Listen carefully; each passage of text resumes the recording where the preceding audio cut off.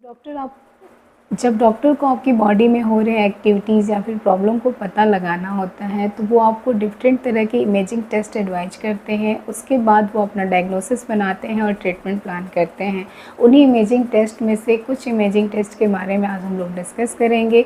आज हम लोग बात करेंगे एक्सरे, सिटी स्कैन और एमआरआई के बारे में।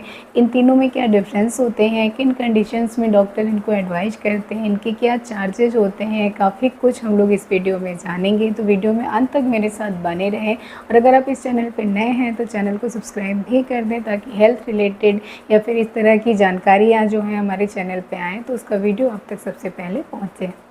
सबसे पहले हम लोग एक्सरे के बारे में बात करेंगे। एक्सरे सबसे ज़्यादा यूज किए जाने वाला डायग्नोस्टिक इमेजिंग टेस्ट है। एक्सरे में एक्स रेज निकलती हैं जो इलेक्ट्रोमैग्नेटिक रेडिएशन का ही एक फॉर्म है। यह आपकी बॉडी के इनसाइड स्ट्रक्चर को ब्लैक एंड वाइट के डिफरेंट शेड में शो करता है। इसमें जो इमेज बनती है वो 2D इमेज होती है। ये बॉडी की जो डेंस मटेरियल है जैसे बोन्स हैं या फिर कोई मेटल वगैरह है अंदर, तो उसको ये वाइट कलर में शो करता है। Fat and muscles grey colour के दिखते हैं। लंग में प्रेजेंट जो एयर होता है वो ब्लैक कलर का दिखता है।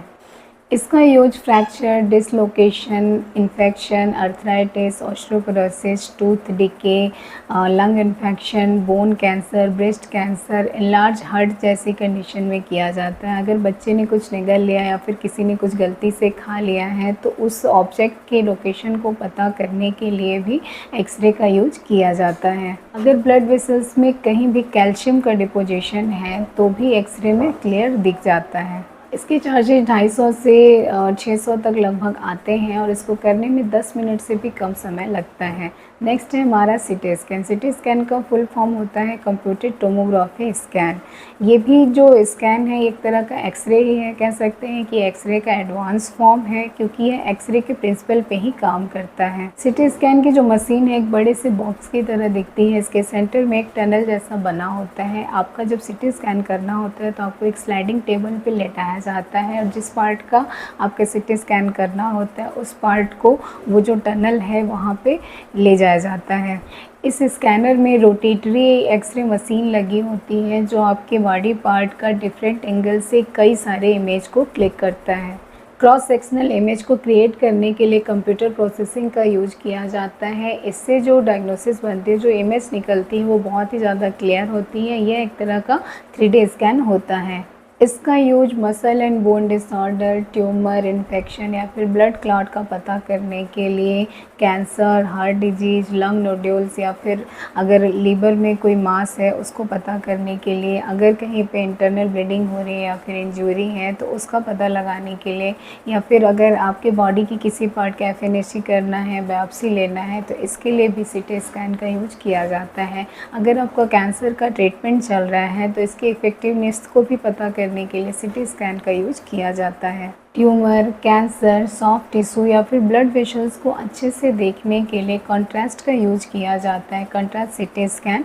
कंट्रास्ट एक तरह का मटेरियल होता है जिसे अगर ब्लड वेसल्स में डाल दिया जाए तो वो ब्लड वेसल्स को इन्हेंस कर देता है जब वो अच्छे से दिखने लगते हैं। या फिर अगर पेट के अंदर कुछ देखना है जैसे गाल ब्लैडर, यूरिनरी आर्टरी, तो वो भी काफ़ी अच्छे से दिख जाता है। बहुत सारे तरह के कंट्रास्ट को इसके पर्पज़ से यूज किया जाता है। कॉमनली आयोडीन कंट्रास्ट को यूज किया जाता है।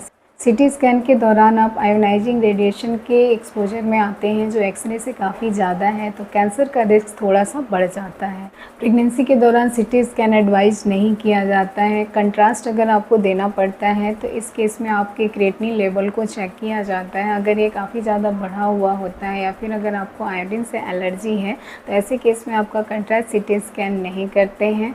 इसको करने में 10 से 15 मिनट का समय लगता है। अगर आप प्लेन सिटी स्कैन करा रहे हैं तो इसमें लगभग 2500 रुपये लगते हैं, लेकिन अगर कंट्रास्ट है तो इसका रेट काफ़ी बढ़ जाता है। इसमें लगभग 6000 रुपये लगते हैं। नेक्स्ट हम बात करते हैं मैग्नेटिक रेजोनेंस इमेजिंग यानी एमआरआई के बारे में। इस टेक्निक में बॉडी ऑर्गन और टिश्यू की डिटेल इमेज क्रिएट करने के लिए मैग्नेटिक फील्ड और कंप्यूटर जनरेटेड रेडियो वेव का यूज किया जाता है। ये मशीन भी देखने में सिटी स्कैन के मशीन की तरह ही दिखती है। इस प्रोसेस में बॉडी की वाटर मॉलिक्यूल के अंदर प्रेजेंट प्रोटॉन को मैग्नेट से एक डायरेक्शन में ऑर्गेनाइज कर दिया जाता है। एमआरआई ऐसे टिश्यू पे काम नहीं करता है जहाँ पे वाटर मॉलिक्यूल प्रेजेंट नहीं होते हैं। जिस टिश्यू पे वाटर मॉलिक्यूल कम प्रेजेंट होते हैं वहाँ पे एमआरआई कम काम करता है। या आर्गन और सॉफ्ट टिश्यू के लिए अच्छा माना जाता है, जैसे liver, kidney, gall bladder, brain, muscle, ligament, cartilage, pancreas, nerves. यह एक तरह का 3D स्कैन होता है। इसको करने में 15 मिनट से लेकर 90 मिनट तक लग सकता है। इस मशीन में काफ़ी ज़्यादा आवाज़ें आती हैं, तो पेशेंट के कंफर्ट के लिए उनको हेडफोन या फिर ईयर प्लग लगा दिया जाता है। इसको नॉर्मल अगर आप एमआरआई कराते हैं तो लगभग 7,000 लगता है। अगर कंट्रास्ट एमआरआई कराया जाता है तो उसके चार्जेज लगभग 10,000 आते हैं। यह एक तरह का सेफ प्रोसीजर होता है। इसमें किसी भी तरह का रेडिएशन यूज़ नहीं किया जाता है, लेकिन इंजरी का रिस्क रहता है, स्पेशली जब आपने कभी किसी तरह का मेटल लगवाया हुआ है, जैसे कि अगर ब्रेन में चिप लगा हुआ है, कान में सुनने की मशीन है, हार्ट में पेसमेकर है, या फिर बोन में किसी भी तरह का स्क्रू लगा हुआ है, तो ऐसे केस में इंजरी का रिस्क रहता है, क्योंकि इस मशीन में बहुत ही ज़्यादा मैग्नेट का यूज़ होता है और ये अपनी तरफ खींच लेता है। तो अगर किसी को इस तरह का कुछ इम्प्लांट लगा हुआ है तो ऐसे लोगों को एमआरआई एडवाइस नहीं किया जाता है, उन्हें सीटी स्कैन एडवाइस किया जाता है। एमआरआई के लिए जाते समय आप कोई भी मेटल का कुछ भी अपने ना पहने, जैसे अगर आपने घड़ी, अंगूठी, चेन कान में या फिर ऐसा कुछ भी पहना हुआ है तो उसको आप निकाल दें।